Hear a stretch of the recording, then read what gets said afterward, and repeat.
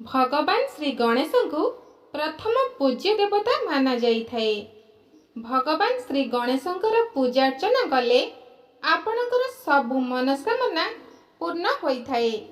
गणेश चतुर्थी दिन एही चारोटी उपाय निश्चय करंतु, आपणकर मंगल हेब।